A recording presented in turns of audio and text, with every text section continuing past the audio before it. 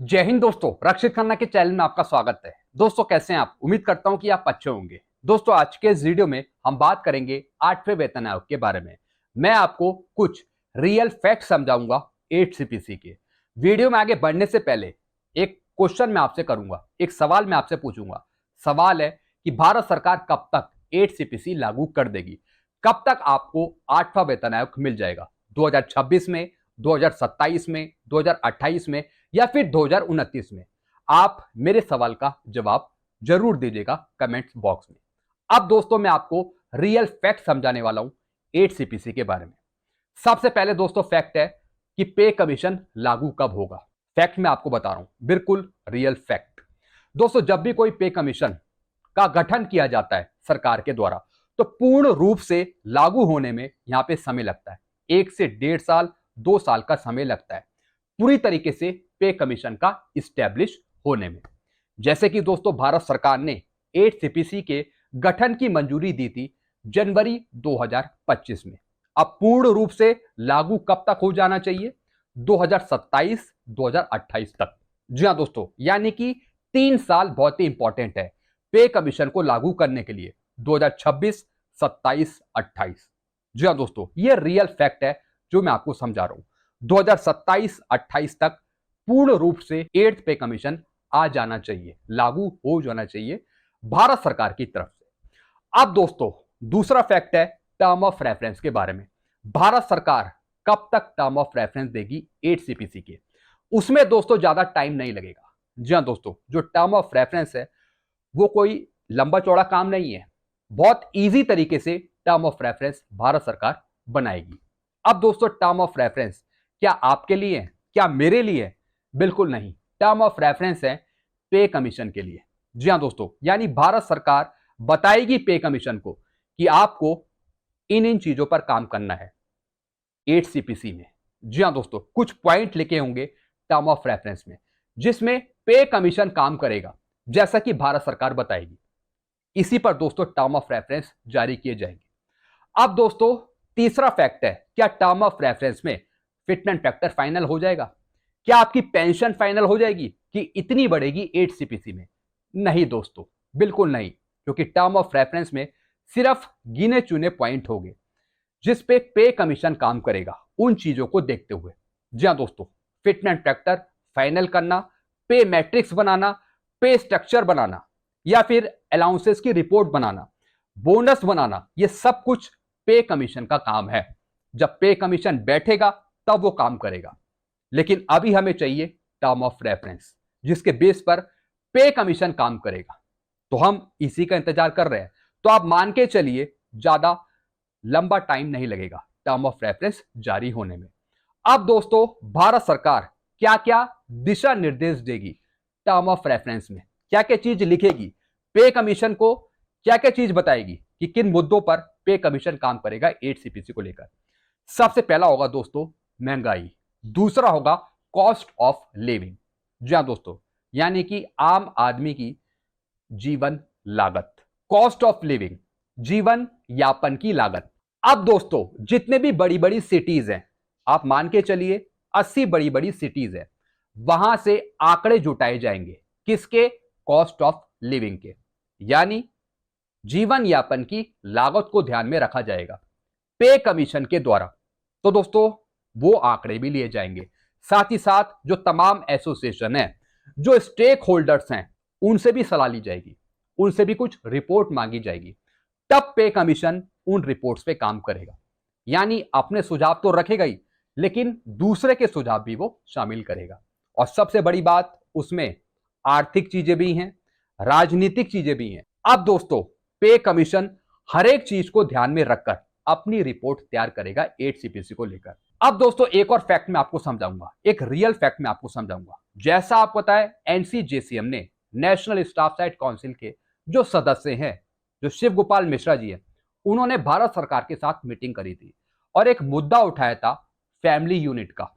यानी पे commission table बनाते वक्त, मिनिमम पे बनाते वक्त 5 फैमिली यूनिट को कंसीडर करें, 3 फैमिली यूनिट की बजाय। इससे पहले जितने पे कमीशन आपको मिले हैं उसमें सरकार ने 3 फैमिली यूनिट ली है। अब दोस्तों ये फैमिली यूनिट क्या है ये मैं आपको समझाता हूं। जैसे कि दोस्तों मेरा एक परिवार है, मेरी एक फैमिली है, मेरे माता पिता भी हैं उसमें, मेरा भाई भी है, मेरी वाइफ भी है और बच्चे भी हैं। 3 फैमिली यूनिट में सिर्फ पति पत्नी और उसके बेटे को लिया इससे पहले पे कमीशन में।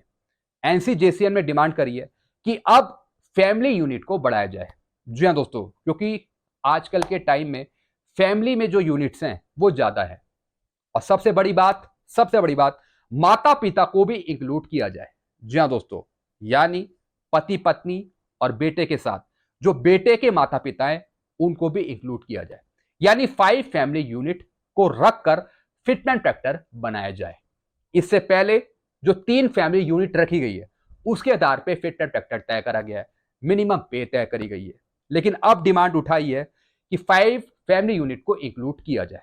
अब दोस्तों इसका एक कानून एक्ट भी है जिसमें कहा गया है कि पति पत्नी बेटा तो है, लेकिन बेटे के साथ माता पिता को भी इंक्लूड किया जाए, क्योंकि बेटा माता पिता की भी सेवा करेगा, भले उसकी शादी हो गई हो तो माता पिता को भी इंक्लूड किया जाए।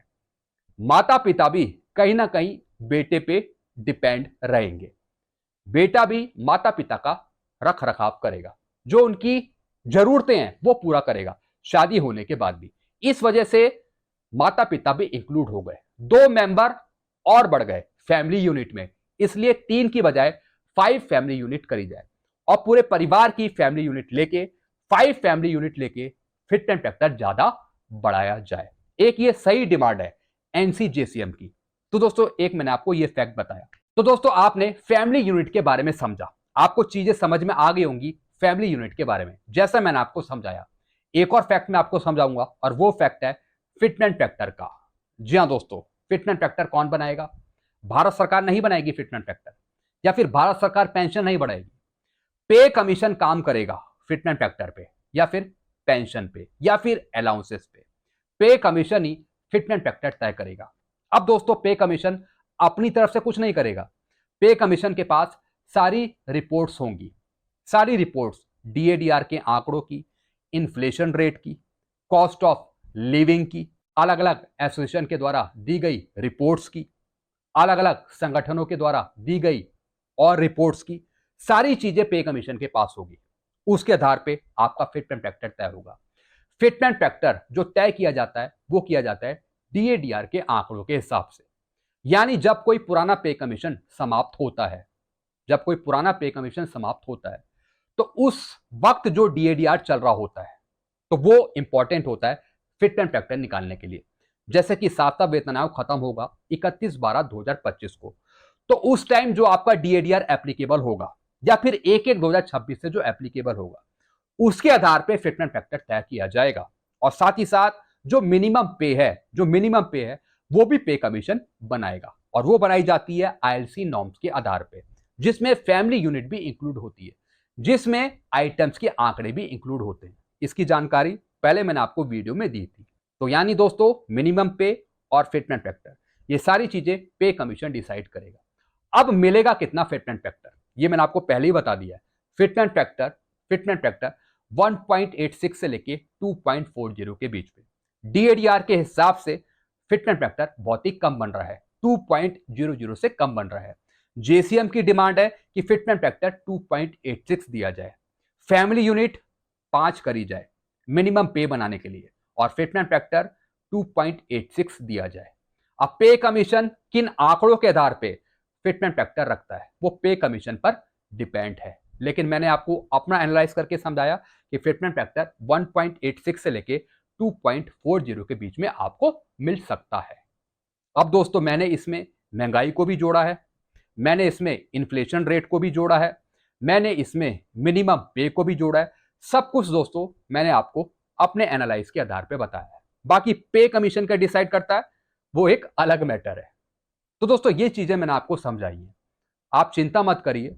सबसे पहले टर्म ऑफ रेफरेंस बहुत जल्द भारत सरकार के द्वारा जारी करे जाएंगे, और ये टर्म ऑफ रेफरेंस हमारे लिए नहीं पे कमीशन के लिए होंगे, यानी पे कमीशन टर्म ऑफ रेफरेंस को देखकर ही 8th पे कमीशन पे काम करना शुरू करेगा। और टर्म ऑफ रेफरेंस में अध्यक्षों की नियुक्ति, चेयरमैन की नियुक्ति लिखी होगी कि ये अध्यक्ष, मेंबर्स, चेयरपर्सन काम करेंगे 8 सीपीसी में। यही सब चीजें लिखी होंगी टर्म ऑफ रेफरेंस में। टर्म ऑफ रेफरेंस में फिटमेंट फैक्टर के बारे में फाइनल डिसीजन नहीं होगा, ना ही पेंशन बढ़ाने के बारे में कुछ लिखा होगा। ये मैंने आपको बहुत पहले ही क्लियर करा है।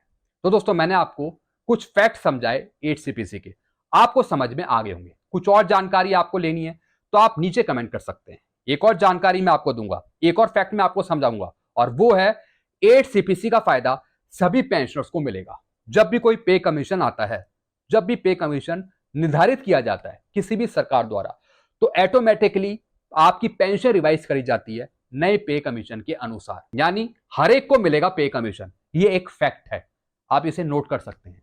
अब दोस्तों एक और फैक्ट मैं आपको समझाऊंगा, और वो फैक्ट है भारत सरकार की अप्रूवल 8CPC पे। जी हां दोस्तों, पे कमीशन तो पूरी रिपोर्ट बनाकर भेज देगा भारत सरकार के पास, लेकिन भारत सरकार क्या उसमें काट छाट करती है, क्या ऑल्टरनेशन करती है, क्या ऑल्टर करती है रिपोर्ट्स में, वो देखने वाली बात होगी।